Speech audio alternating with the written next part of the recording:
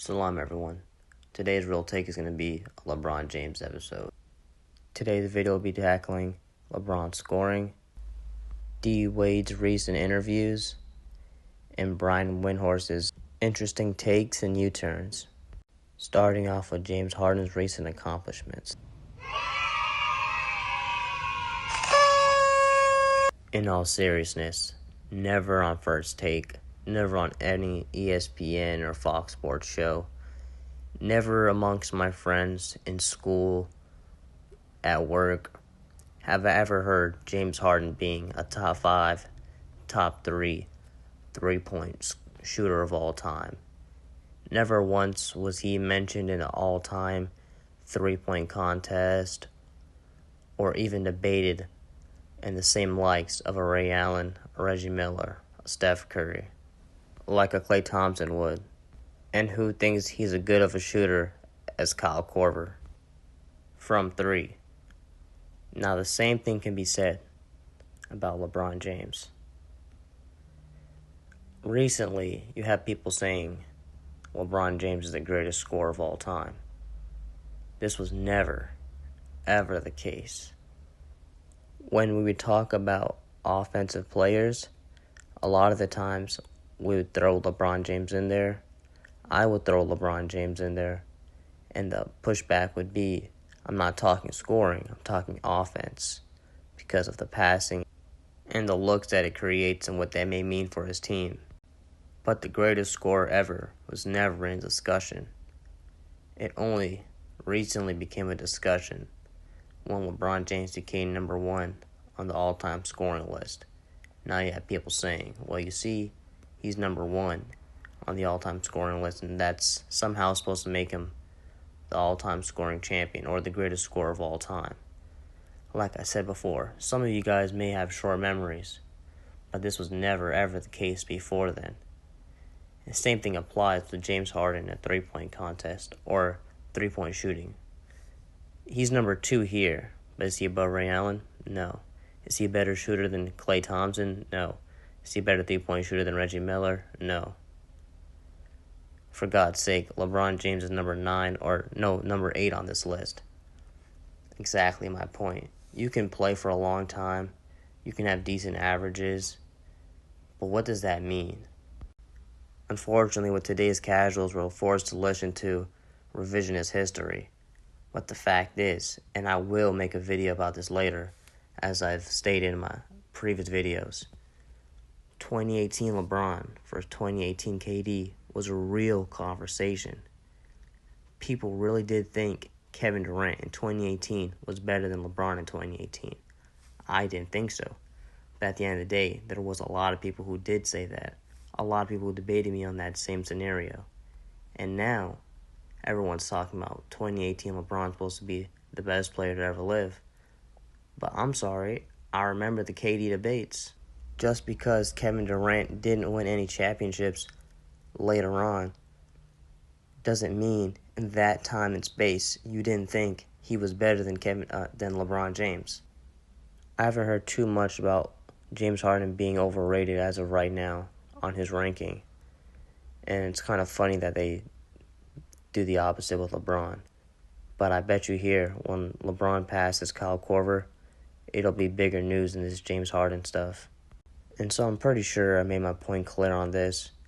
Just because you're number 2 on the 3-point all-time list, or you're number 8 on the 3-point all-time list, doesn't make you a top 10 3-point shooter of all time. Definitely not. I'd put many people above him that's not in this top 10 here in shooting threes. I get it. He took a lot of threes, and he made a lot of threes. Same thing with LeBron James, right? Number 1 all-time in points, number 1 all-time missed shots. My only thing is, as an all-time scorer, without a go-to, a great mid-range game, let's be honest. Okay, he shoots threes good now, I guess, but he just now started shooting threes good.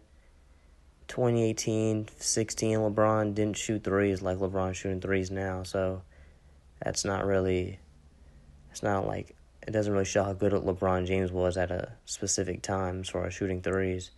and his free throws are trash. So, greatest scorer of all time? I don't think so. And besides, watch this. Those have seen my video covering Scottie Pippen's value to the Bulls have seen this already. But if you haven't, it's kind of embarrassing, to be honest, if we're talking about GOAT debates and being an all-time scorer. As you see here, I don't know how he may stack up against other players, but when you compare him to the real GOAT, the real greatest scorer of all time as well, he doesn't really stack up. Again, if you haven't seen the Scottie Pippen video, I highly suggest you do. It's a little rough, but the information is really dense. Irrefutable at that. When looking at the one time it happened to Mike, it was an opponent. His rookie year and by .2. Which LeBron has not a .2. I don't even think he had a .5 excuse. But going back to James Harden, the 3-point all-time list, again, congratulations to James Harden. He is wearing the Clippers jersey after all. I am a Clippers fan, so props to him. At the end of the day, is he an all-time 3-point scorer? Not really. We get he takes a lot of threes. He takes a lot of threes. And he's a superstar, so he can take shots as much as he wants to a certain degree. But we all know, Ray Allen in this era, Reggie Miller in this era, even Kyle Korver. If Kyle Korver started playing now, he would be definitely a better Buddy Hield. So let's look at that and take that for what it is. Moreover, in the comments below, please let me know, is LeBron James a better scorer than Steph Curry? Is he a better scorer than Kevin Durant? Is he a better scorer than James Harden? You let me know in the comments below. He's with Shaq. So here it is. Not one, championships. Not two. LeBron, tell us about that. Not 2, not 3, not 4, not 5, not 6, not 7. He tripping. He tripping. Look, I ain't said a word. You might as well put us on America's Most Wanted after that. Seen that. That's something that you say internal. Man. You know what I mean? We gonna win every year. But really, you know how hard it is to win one year? Oh, my I gosh. don't care what kind of talent you have. So that's why I was sitting there like, oh, my man don't know yet. I think it's kind of funny, the relationship between Michael Jordan and Scottie Pippen and Dwayne Wade and LeBron James. Scottie Pippen basically owes most of his career to Michael Jordan. And sometimes he understands that, and sometimes he hates on Michael Jordan to a high degree. And the things he says, we know it comes off as hate, this, that, and the third. With Dwayne Wade's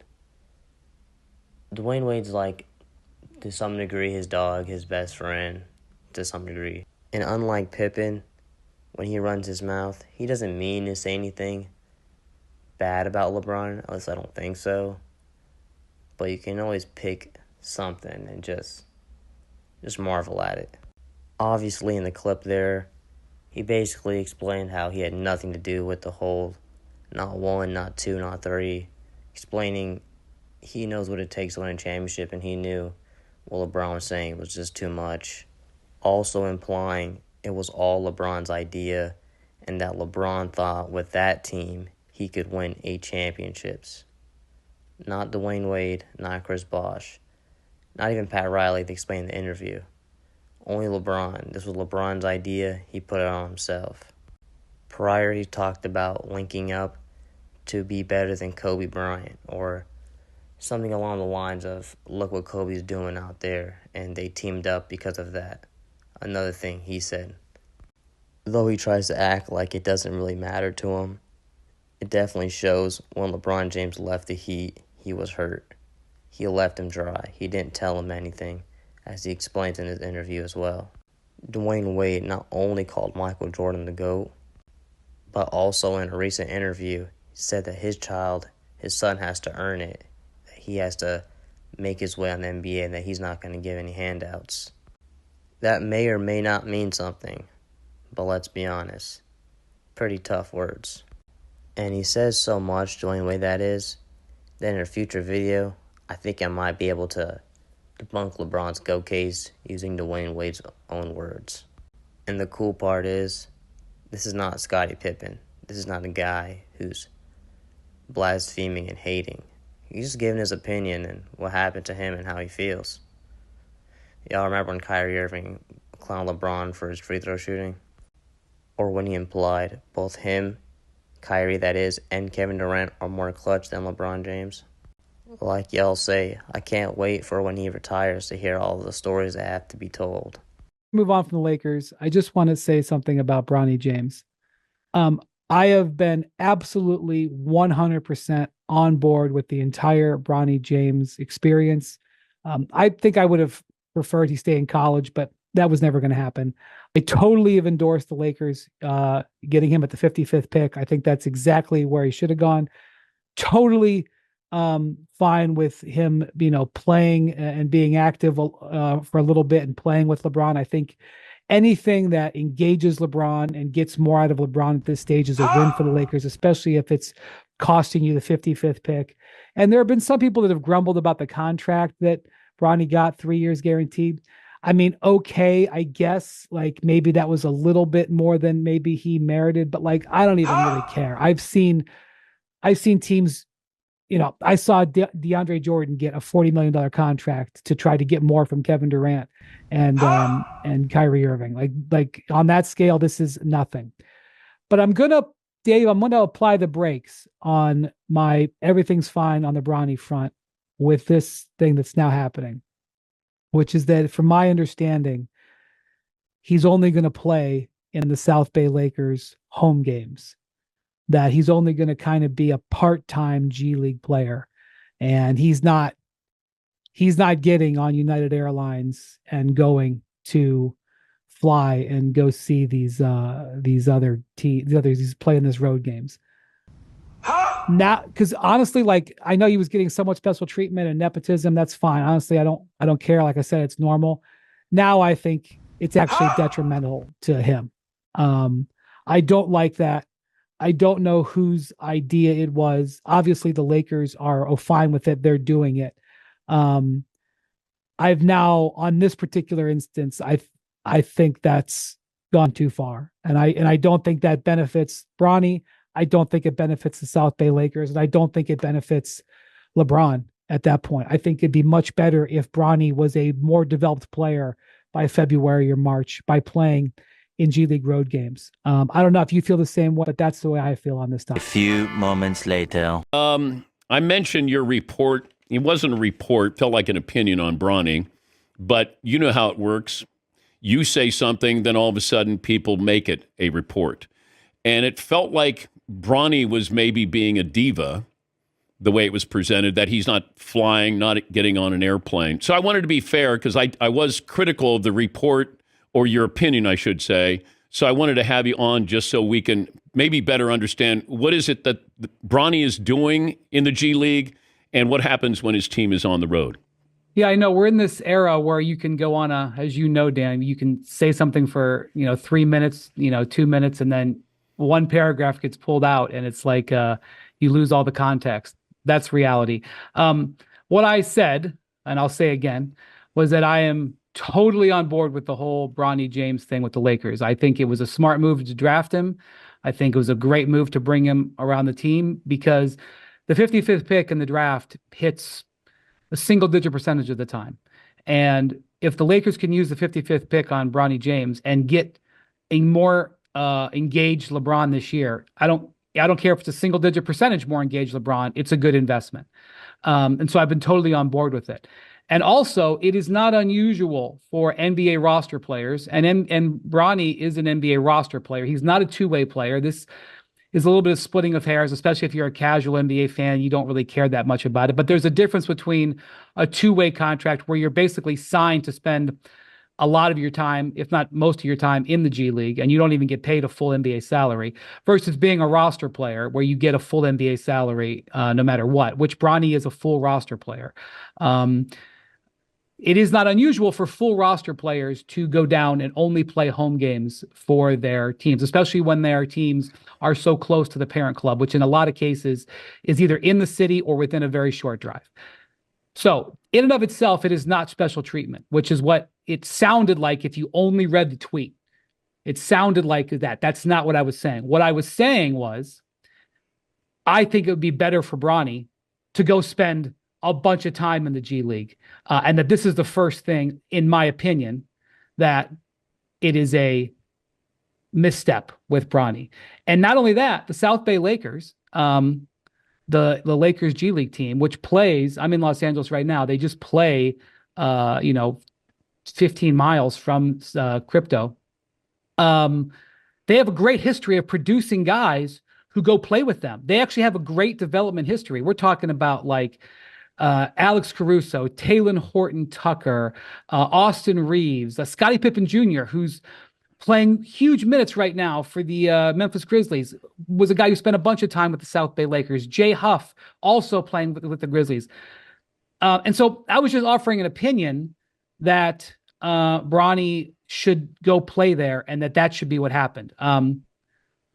I know you take out one paragraph of what I just said, and I said, I don't know if they don't want him to get on an airline, if that's an issue. And also, here's something else. I never said, nor is it true, that this was being asked for by Bronny James or LeBron James. This is the Lakers' organizational decision. And I never said differently. But again, if you only hear a paragraph, if you only read a paragraph, and I understand that social media in a lot of ways programs our world. But that's what I said then, that's what I say now, and I don't change my opinion on it. Whether it be unexpected, like a player, as in Jaylen Brown, or expected, as an analyst, like Brian Windhorst. These guys have no shame, and they really do fear this man, LeBron James, because they can't just say how they feel without running it back, having a retake, and making sure the king is fine with it. And some of the fanboys are going to be like, yeah, that's LeBron James's power. I think it's pretty funny. But that's it for today's installment of Real Take. To be honest, I think it's quite sad, but the real one's going to have to be patient with this. Stay tuned for my video on Dennis Rodman's importance to the Bulls and what gets often overlooked, as well as 25 Days of Mike, starting December all the way to December 25th. I'll be posting Michael Jordan content as far as shorts from the 1st to the 24th, and on the 25th, why Jordan wears the Juba, or in other words, why Michael Jordan is the GOAT, part 1. Until next time, see you soon, salam. Caruso, Jay Huff, Pippen Jr., many more. These guys could be helping the Lakers, but when you're in a rush to trade for talent, things don't work out the way you want them to. Salam.